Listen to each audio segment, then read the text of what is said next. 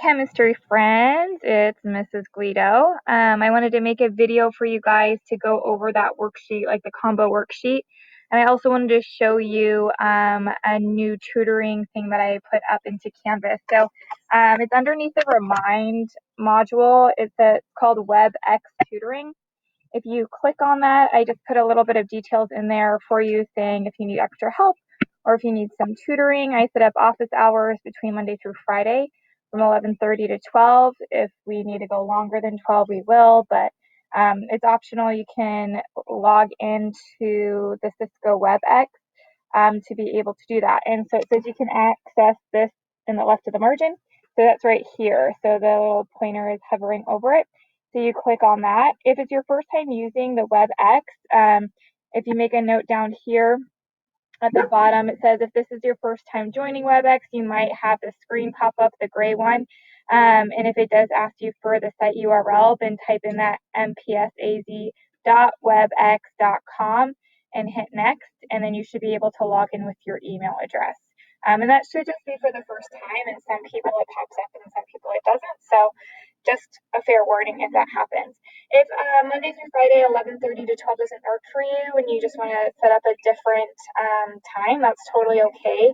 Just send me a remind message or an email and we can set up like a one-on-one tutoring through WebEx. Okay, cool. So let's get into the worksheet from yesterday. Make this bigger for us. Zoom in a little bit. Not too much. Okay. Alrighty. So on the left side, we're going from the name to the formula, and on the right side, we are going from the formula to the name. And it's a combo. So we have all different types of compounds in here. We have binary metals, we have transition metals, we have polyatomics, and we have covalent. So what I would do in like normal class when we used to see each other, we would have bell work, and when I teach this unit, during the bell work tell my students, label on the left side of the number if it's ionic or covalent, and that's going to help you just stay organized. So let's go through and do that first. Let me change the color. That's a cool color. So for the first one, we have calcium, which I know calcium is a metal, so that's going to be an ionic. Chromium is a metal, so that's going to be ionic. When I see these prefixes, I know that those are going to be covalent.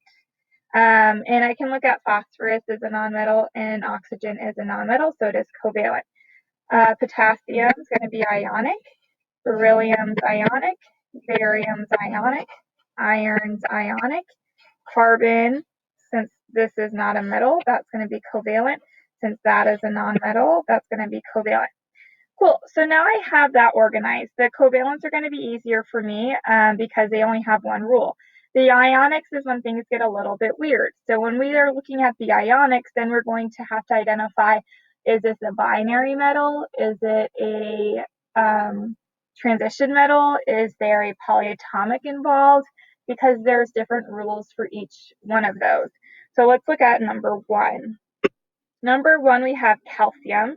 Calcium is a binary, meaning it's in the first, let's see if I can pull up that. These first two columns are the binary, so they do not need Roman numerals because we know that the first column has a 1+ charge and the second column has a 2+ charge, right? We know that, so we don't need Roman numerals to help us identify what their actual charge is. So we go back to here. So that's cool. So we don't need a Roman numeral. That's what this is telling me. I'm going to say it's binary. And then I'm going to look at the last or the ending of the second part of the name. And it says 8. When I see 8 or I go away. Sorry. There we go. I know those are going to be polyatomics. So it's phosphate, so that's going to be that polyatomic. So this is going to be a binary poly type of ionic bond. So when I turn it into a formula, I'm going to do calcium, right? Calcium has a charge of 2. Phosphate, remember phosphate is PO4 with a charge of 3 minus. And that's on the back of your guys' periodic table. Where is phosphate? There you go, number 10 right here. I don't know if you can see the little pointer popping up, but it's PO4, and then it has a charge of 3 minus. So we're going to crisscross our charges. Remember, this 2 and this 3 minus are going to crisscross. So the 3 is going to go here, right? And then my 2 is going to go on the outside part of my polyatomic. Now, when people do polyatomics, it's not going to be PO42, because what that says is that you have 42 oxygens in one phosphorus. That makes no sense. So that would go away. Get rid of that. What the 2 is saying is that we need 2 of those polyatomics. And if I were to draw that out, what that means is I have 1 phosphate and 4 oxygens coming off of it. And it's saying for this compound to be happy, right, everyone to be happy, I need 2 of those. So I would need 2 of those. So that means I need another one. So again, 2 phosphoruses, and then I have a total of 8 oxygens. And you can calculate that by like multiplying it in. So that means I have 2 of those and 8 of those, right? Let's get rid of all that. Don't do that. I made that mistake in a different video. Okay, so we're gonna have to use this slide in a minute. Keep the smile, because why not? Oh my gosh. Okay, that's good enough. All right, sweet. So let's add this in. So we have PO4. Now, since we need more than one, we're going to throw that polyatomic into parentheses, and we're going to put how many we need on the outside. So again, those were the crisscrossings of the charges. So that's our formula. Ca3 with our parentheses, PO4, 2. Cool. Hopefully that makes sense. For the next one, when we're looking at chromium sulfide, chromium, let's look at the periodic table. Chromium is right here, and it is a transition metal. So because it's a transition metal, it means it should have a Roman numeral, which it does. We see the Roman numeral right there. So we're going to do Cr. The Roman numeral, remember, is telling us the charge of our transition metal. So this is saying chromium has a 3+ charge. We know sulfur, we go back over here, sulfur is right here. Sulfur has a 2- charge. It needs to gain 2 electrons to look like argon. So it has a 2- charge. So we're going to crisscross those. I need 2 chromiums and I need 3 sulfurs. Now the ending is "ide", so I know it's just the single element. It's not a polyatomic because it doesn't have that "ate" or "ite" ending. If we go back to that back of the periodic table, it tells you, or I guess it's actually a little bit further up on this one. Just kidding, it's further down. It has the rules for that, for the polyatomics. So in the, let's see, where does it talk about the polyatomics? Blah, blah. Oh, it's just saying examples. So it has like phosphate here, and then nitrate here. So I guess this one is the better one. So for the polyatomics, if we go through and look at them, we have 1, it's an 8 ending, 2 is an 8 ending, 3 is an 8 ending, 4 is an 8 ending. Notice they're all 8 endings except for, there's a few exceptions. Hydroxide, number 7. Hydroxide, it has an IDE ending, so people a lot of times get kind of confused by that. But it has hydrogen, and oxygen, so it's OH with a -1 charge. That one you have to memorize, and that's a really popular polyatomic, so just memorize it. And then ammonium is also another polyatomic that doesn't have that 8 ending. So sometimes polyatomics will have an "ite" ending. So if we look at this example where we have nitrate, and then we have right underneath it nitrite, notice the only difference between the two is that nitrate has 3 oxygens and nitrite has 2 oxygens.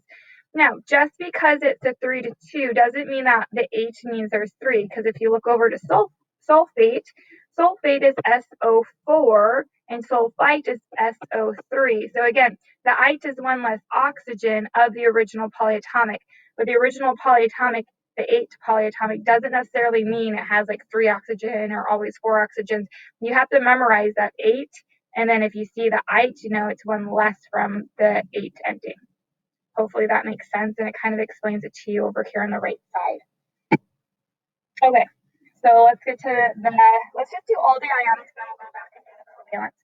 So the next one we have potassium. Potassium's in the first column, so it's a binary, and oxide, so that's just a regular naming. So we have a 1 plus charge, a 2 minus charge, so that means I need 2 potassiums for every 1 oxygen. Beryllium's in the second column, so that's going to be a 2 plus charge.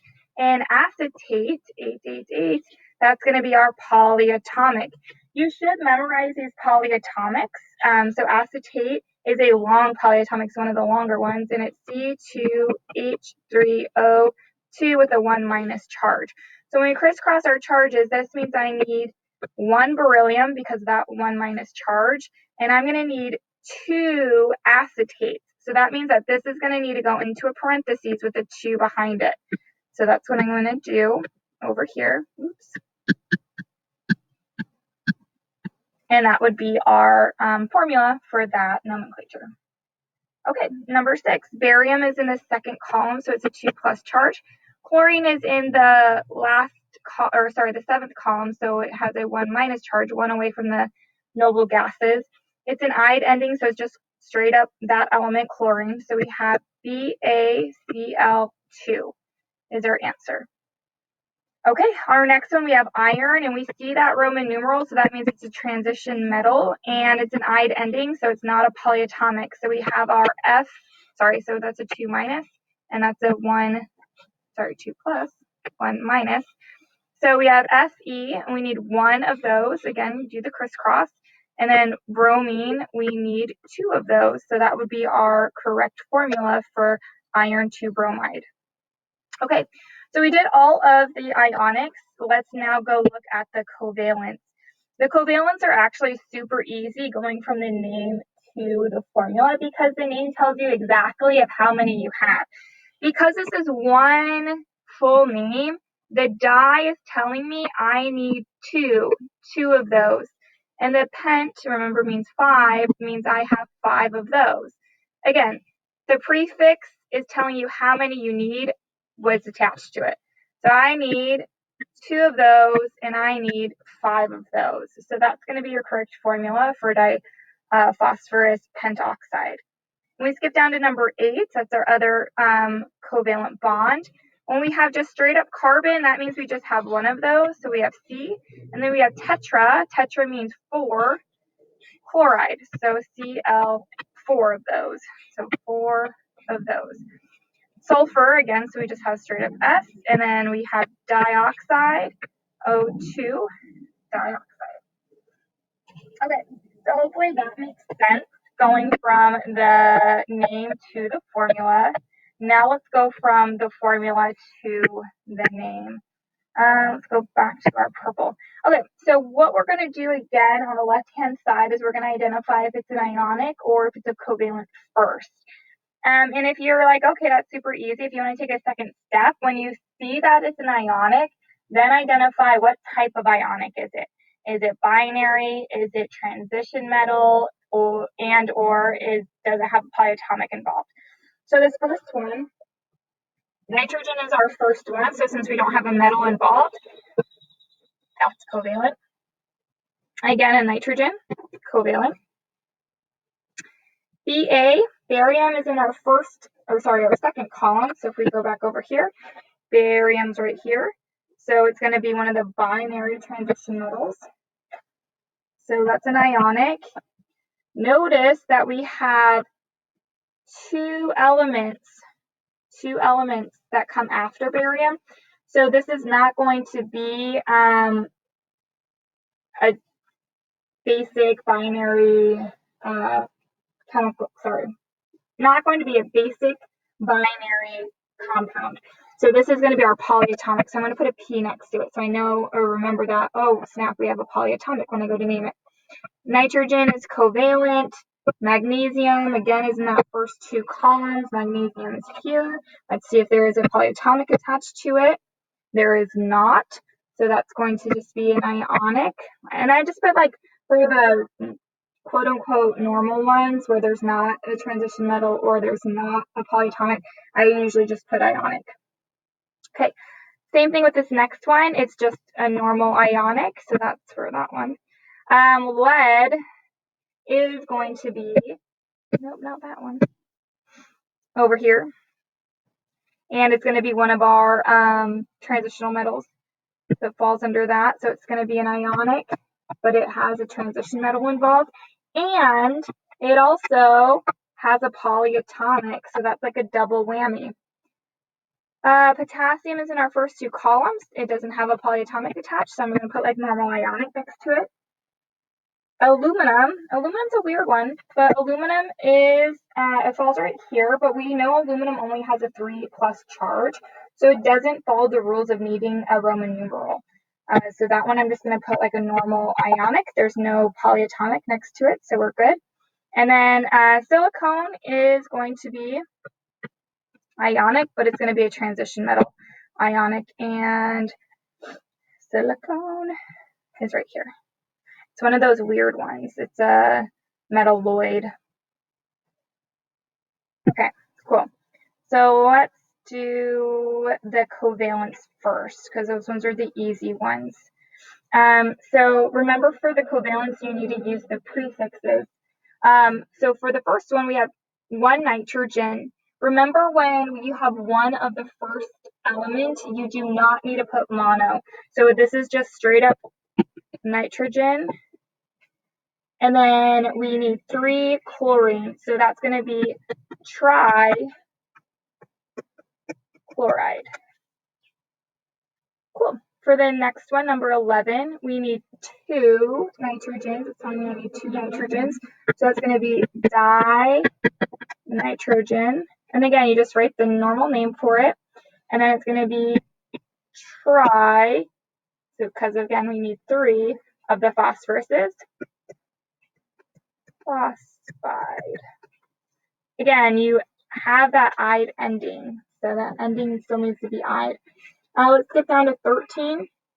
13, we have dinitrogen, and then we only need 1 oxygen, so that's where that mono oxide comes into play.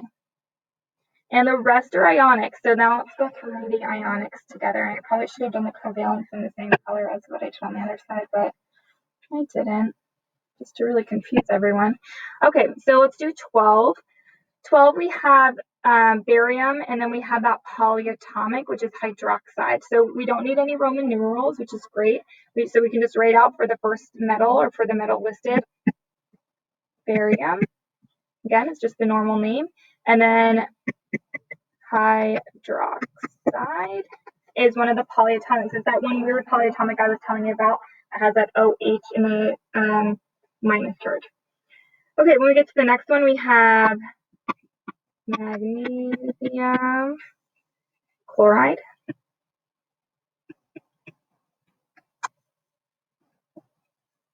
We have magnesium sulfide.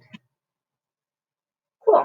Those two are just the normal binary ones. The next 16 is the doozy. We have lead. And lead is a transition metal. So since it's a transition metal, that means I need a Roman numeral. So I have to uncrisscross my charges.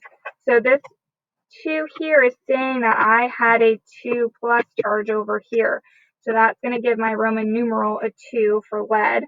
And then this is, and it's hard to see, let me see if I can erase those circles. Yeah. This is NO2. So NO3 is nitrate. So NO2 is nitrite. That's an R. Ite. It's telling me that that is a polyatomic. Nitrite has and nitrate, they both have a 1- charge, and we know that from crisscrossing there as well. Okay, the next one is potassium sulfide, just a normal one. Then we have aluminum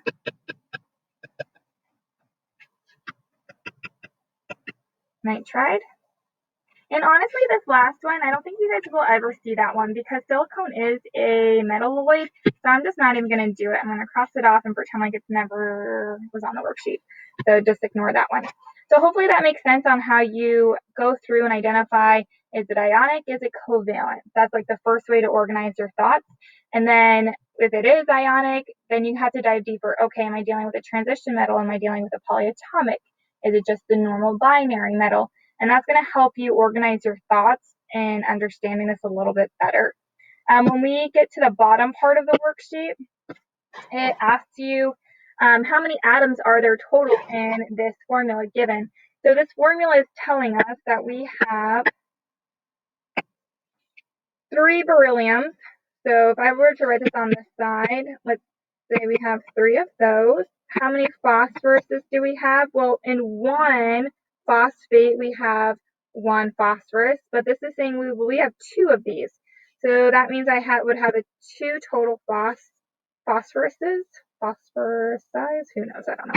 And then for oxygens, in one phosphate, we would have 4, but since we have 2 phosphates, that means we would have a total of 8 of them. Again, and if I drew this out on the other page, but if I drew that polyatomic out, if that was my phosphate, and these are my oxygens around it, and then the 2 is saying, oh, you need 2 of those, so then I would need to draw another one. So if I went to go count it, I would have 1, 2 of my phosphoruses, and I have 1, 2, 3, 4, 5, 6, 7, 8 of my oxygens. Or you could do it the math way, which is a shortcut, and just multiply it in 2 of those and 8 of those. Again, it's only what's within the parentheses, so the 2 will not affect beryllium at all.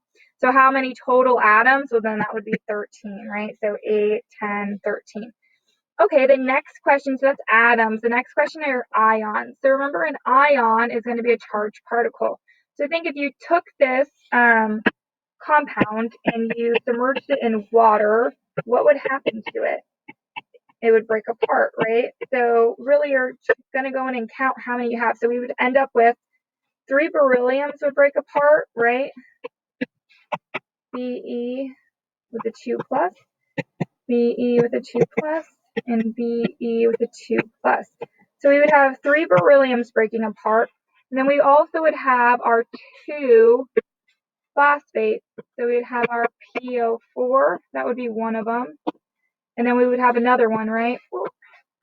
PO4, because we have 2 of them. So now you can go and count them up. 1, 2, 3, 4, 5. Oh, I have 5 ions. Now my picture is awful, but so it says draw a pic to represent this compound as a solid and as a molten state. So as a solid, we would have our BEs in between, right? Because they have that 2 plus charge, are going to be in between our phosphates. Then we say BE, have our phosphate again.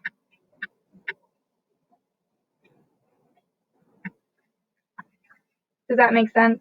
So that is what it would look like in a solid. Now, technically, we would have like a bunch of these, right? So that's like one of the compound, but you would have like a phosphate up here, Be, phosphate, Be, phosphate. And then in the molten state or in the liquid state, so molten, think of like melted state, it's going to break apart. So that's kind of more so like above.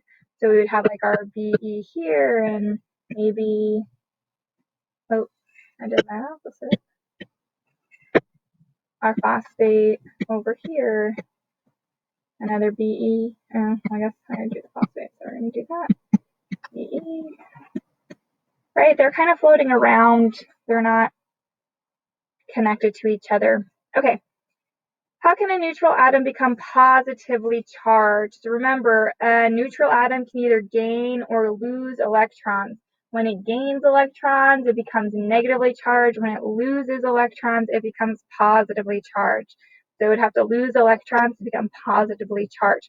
What type of atoms become positively charged? Those are cations, and the type of elements that are cations are the metals. become positively charged because they lose electrons. Are non-metals cations or anions? Well, if metals are cations, then non-metals must be anions. They become negatively charged, and they become negatively charged because they gain electrons. Okay, hopefully that helped. If you have questions on any of these, we have that new, super cool new WebEx tutoring thing. Full disclosure, I will be in comfy clothes, so if we see each other face to face during the WebEx tutoring, no judgment. No judgment, you. All right, love you guys. I will talk to you later.